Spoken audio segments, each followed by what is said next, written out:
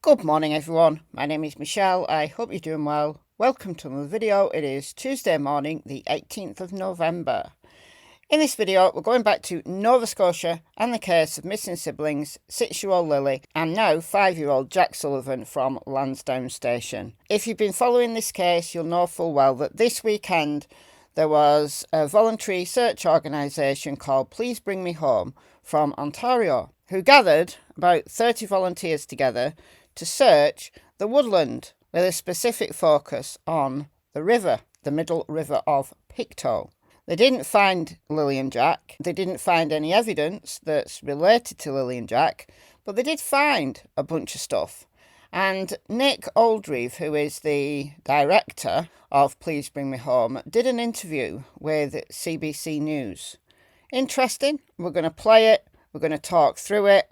Amongst that, it brings up some stuff that I also want to cover. Let's go.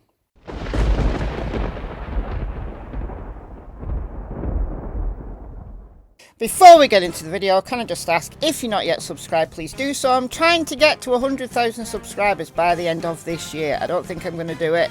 I've got over 2,000 subscribers to go and only a handful of weeks left. But with your help, maybe a final push, maybe if the wind's in the right direction, you know. It's completely free at your end. All you got to do is click the subscribe button. It's as simple as that. And if you are subscribed, the ways you can help the channel is by liking the videos, leaving a comment. It helps with the YouTube algorithm. It shows YouTube that people engage with my videos, and share my videos, and then maybe more people will know that this channel exists. All right, without further ado, this is the little piece here. It's about 5 minutes long. We're going to go through it completely, and this is on CBC News Nova Scotia. So we're organizing a search for Jack and Lilly Sullivan. We are relying on community members to come and join those efforts.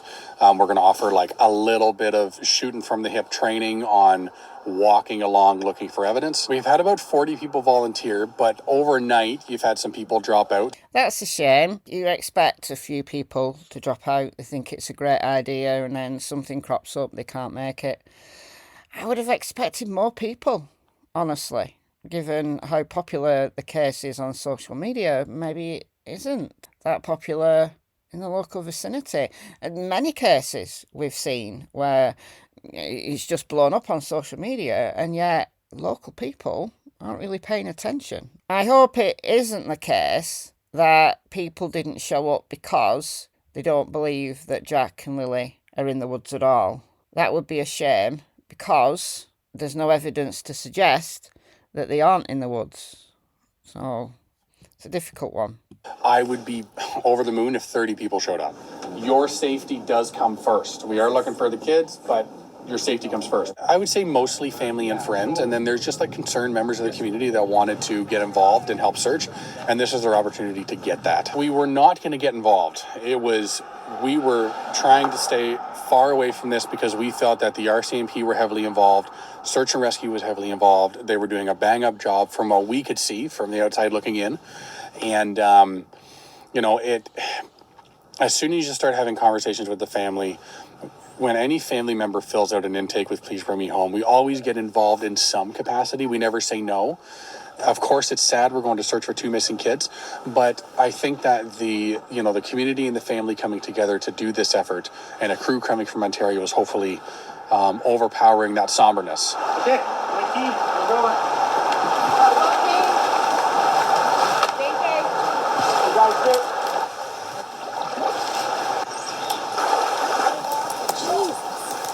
Can you describe how the day has been going so far?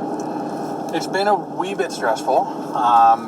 Just trying to manage from the outside to make sure that the searchers are safe, and there's 6 groups, so it's a lot of moving around and making sure that they're okay. Like I've had to get 2 people out who needed to go out because it was too much for them. So that's been a little bit difficult to manage. And then just with the cell service and the walkie-talkies not working properly, it's been really difficult. But I know where everybody is now, and we've only got a couple hours left of sunlight, so we're ahead of the game. There has been some items located that would initially be items of interest, so I'd look to be like a boy's t-shirt. we had located. We sent that to the RCMP. They're going to connect with family to see if it appears familiar. At this time, it doesn't appear to be a familiar shirt. They did check with Malaya, and she said she didn't recognise it. We found like a box with some people's names in it that are interesting that we're going to turn over to the RCMP. So that's the geocaching stuff with Daniel's name on it from the 3rd of May 2014.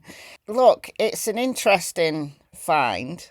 It's a complete coincidence, I am sure, that it's the 3rd of May. I mean, Lilly and Jack went missing on the 2nd of May 2025, and this is 11 years ago, almost to the day.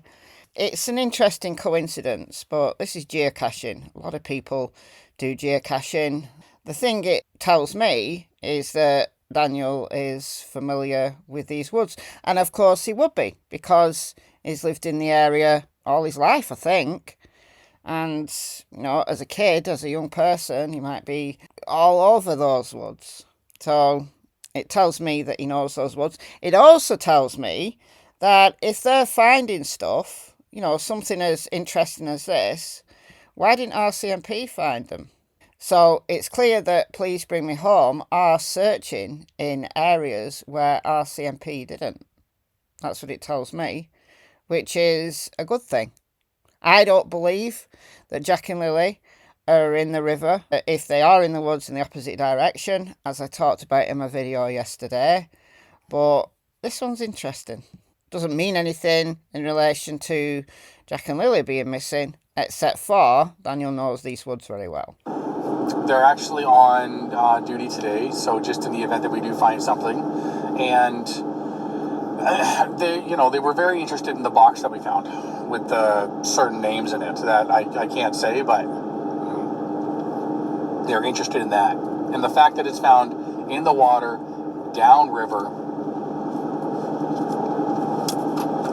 So it was in the water. Thought that RCMP had checked the waterways. Clearly they hadn't done so well there. I say this time and time and time again. Sometimes people who have been missing for weeks, months or even years are found in locations where searchers have gone through. If you can find a box in the water, was it lodged onto something? Interesting. Yeah, it's just strange. It's strange. We're going to go and just check in with 2 of the search teams. This is a rickety road we're going to be going down to reach them, though. Likely going to be picking up 2 of them to come back to vehicles so that they can come and the rest of them can get picked up. I'm good. Anyone want out of this? Good. Okay. So just continue on then. So you guys are going to go to the pipeline, it is the pipeline trail. And then walk on the opposite side of the woods. It's a pretty thick trail. And then I guess just follow along the water. Do you guys think, see what time you're at when you get to the water, though? Because you'll see you're still...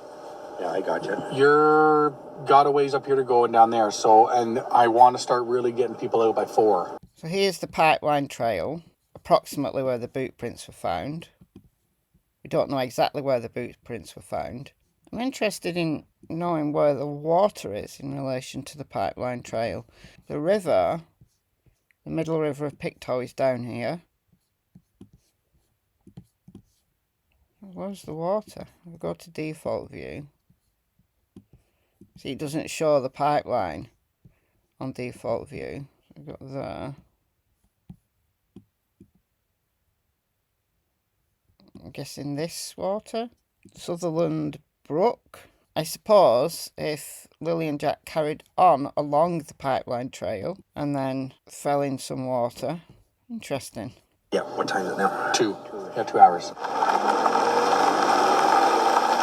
This, by far, has been the most difficult to manage during the search because you're having to check in with each team every 30 minutes and things come up. You have to go and talk to property owners who are upset that we're there. I will have you charged for Do it! This has been by far one of the more difficult ones to manage from a safety perspective. Now that I've been here, I'm even in my own mind trying to comprehend how it can be possible that these kids wandered off and they haven't been found, especially after being in there and seeing all the flagging tape and hearing from all the property owners that we spoke with what the searching has been done. Yeah, however, these guys did find stuff that the RCMP didn't. It tells you that, yeah, lots of people have been through the area and they've gone over areas where RCMP did cover, but why were they finding stuff that was potentially of interest and RCMP didn't? I'm having a really hard time fathoming that probability now that I've seen it for myself. And what makes you say that? Many things, but I think most importantly it is the amount of effort that search and rescue has put forward to try and find these kids and how quick they were able to start that process. I just find it more unlikely by the minute today that they had wandered. I'm not saying it's not possible. It's just I after seeing it, I can't understand how they wouldn't have been found that first day. Well, I can see how they wouldn't be found the first day if they've walked out of the search area and not in the woods. Those woods, difficult to get through. Why would two kids go deep into the woods? Again, as I said yesterday, they just go by roads. They go by the trails. And if Daniel knows the woods very well, maybe he's took Lilly and Jack out there. Daniel's prepared to tell us everything. I'll show you a post from Daniel in a minute. How well does he believe, this is a question for Daniel, how well does he believe that Lilly and Jack know those woods? And I don't mean like the deep in the woods, I mean the trails that navigate the woods. They could have gone missing any time between 8 and 9:40.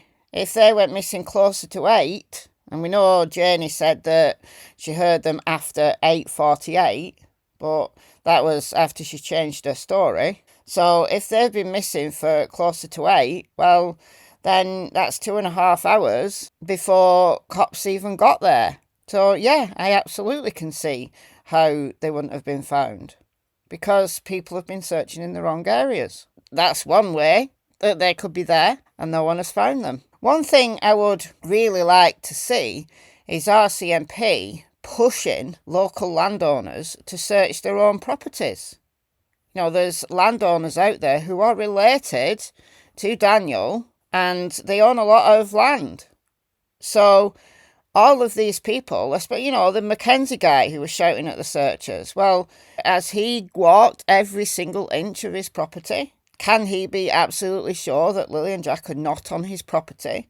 If he hasn't searched it, then no, he can't. You see, that's one thing that I liked in the Summer Wells case early on, that Sheriff Ronnie Lawson, and no, I've no love lost between me and Sheriff Ronnie Lawson, but one thing I did like was that they kept stressing every press conference that local landowners, please check your properties, please check, please check.